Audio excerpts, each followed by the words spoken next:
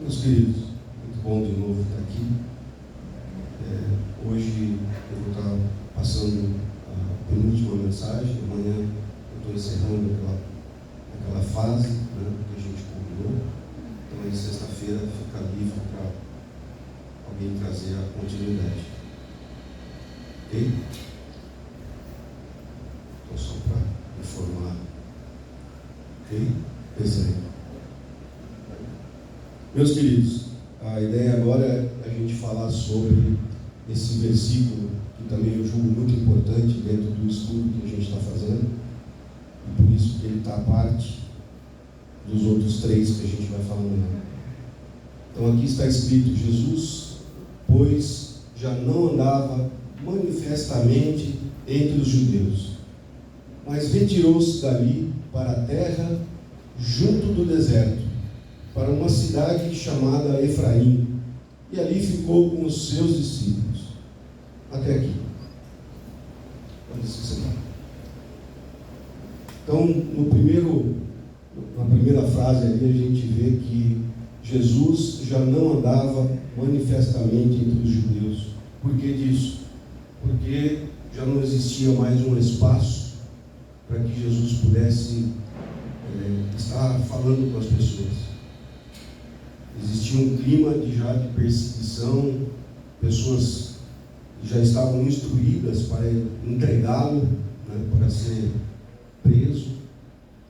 Então, naquele momento, ele preferiu se retirar e não se manifestar, não criar mais uma situação inconveniente, e mesmo porque ainda não era tempo para que ele se entregasse. Então isso fica claro para nós nesse texto. Outro ponto importante: ele se retirou dali para uma terra junto do deserto, para uma cidade chamada Efraim. Efraim, pelo que eu pude pesquisar, é uma cidade aproximadamente localizada a 20 milhas romanas ao norte de Jerusalém. Uma milha romana, 1000 passos de soldado. Foi o que eu pude pesquisar. Então isso dá mais ou menos, aproximadamente, essa milha romana, 1480 metros. Então estamos falando de algo próximo de 20, 25 quilômetros de Jerusalém. Estava localizado em Efraim. Era uma cidade que tinha uma planície e, ao mesmo tempo, tinha montanhas que a circundavam. Efraim quer dizer duplamente frutífero. Então, assim, a palavra do Senhor, quando ela entra num coração que está aberto, ela frutifica, ela produz bons frutos. Ao contrário, quando a pessoa está com o coração de pedra, ela não ouve a palavra do Senhor, ela não crê, ela não, por sua vez, não tem fé. Então, Efraim aí, na realidade, não foi uma coincidência, né? É uma terra abençoada, de mananciais, e que surgiu nessa história com uma forma maravilhosa. E a outra coisa importante, né, que a gente vê nesse texto é que ali ele ficou com os seus discípulos. Quem eram esses discípulos? Os discípulos não eram aqueles todos que o seguiam, mas sim aqueles que ele selecionou, que ele escolheu, que dormiam no mesmo teto com ele, os realmente chegados. Isso também nos traz lições, né? Porque ele se afastou justamente com eles. Então, no meio dos discípulos, obviamente ele se sentia confortável, ele se sentia à vontade para poder continuar ensinando os seus discípulos a palavra de Deus, a poder prepará-los para o que estava por vir. Então isso é muito importante. Uma outra coisa interessante é que durante todo esse período, que há controvérsia, pelos estudiosos, do período que Jesus obviamente esteve fazendo esse trabalho missionário, né? Uns falam 1 ano, outros falam 2, outros falam 3. Então existe um pouco de divergência entre os estudiosos, né? Mas a princípio não menos que 2 anos, pelo que nós temos de mais assertivo, né? E Jesus, ele enfrentou vários embates com os judeus. Esse período todo dele de evangelização, de falar da palavra de Deus, de dizer que ele era o caminho, a verdade e a vida, né? Foi um período difícil e complicado na vida de Jesus. Mas, sobretudo, ele conseguiu realizar tudo que o Pai pediu para ele fazer. Ele conseguiu transmitir tudo o que precisava. O importante nessa história, como a gente está dizendo, é que Jesus sabia que o momento certo tinha sido escrito no céu. Não estava escrito pelos homens. Então, Jesus, ele se retirou para poder cumprir aquilo que estava na agenda do céu e não na agenda dos homens, né? Isso é importante a gente deixar muito claro. E nós, como servos aqui, a gente aproveitando algumas coisas importantes desse texto, a gente tem que trazer para nós. Nós, como servos de Deus, pessoas que têm, eu diria, um dever, têm uma caminhada a perseguir, porque quem está em Jesus sabe que a nossa jornada, ela é eterna, né? Não é uma jornada de brincadeira, não é para começar e parar, começar e parar, é uma jornada para a gente poder crescer na fé. E esse crescimento, ele se dá de que forma?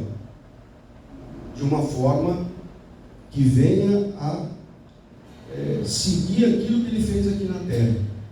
O que ele fez aqui na terra? Ele veio humildemente. Ele veio para levar tudo que ele passou em oração. Então Jesus, em todos os momentos que a gente vê, ele leva tudo ao Pai em oração. Então ele está aqui nos dizendo que nós não temos que enfrentar nada sozinhos. Nós não devemos correr riscos, perigos desnecessários, só porque somos servos de Deus. Nós não somos melhor que ninguém. Nós não somos melhor que ninguém. Então nós devemos seguir humildemente os passos de Jesus, para que Ele possa agir na nossa vida de uma forma tranquila, mansa, nos ensinando dia após dia, quebrando o nosso coração, preparando o nosso espírito, a nossa alma, para a santidade. Isso exige, como já foi dito aqui, muito esforço, muita dedicação nossa. Então essa atitude de Jesus nos mostra também, sobretudo, que nós devemos cuidar de tudo que acontece com a gente no dia a dia, que muitas vezes nos vem situações tão pesadas, tão duras, você fala assim, Deus, o que eu vou fazer? O que a gente aprende com Jesus nesse texto? Vou me retirar, vou me afastar um pouco, sair da frente de combate, fazer uma retirada estratégica. Muitas vezes dar um passo para trás, respirar fundo, pedir ajuda, para depois dar 2 para frente. Então, o calor da emoção, muitas vezes, a gente agir sem pensar, sem levar para ele, faz com que a gente tropece, sem precisar. Correr o risco de tomar uma decisão afoita, no calor da emoção. Outra coisa que nós temos que aprender aqui com Jesus é nos aproximar dos amigos.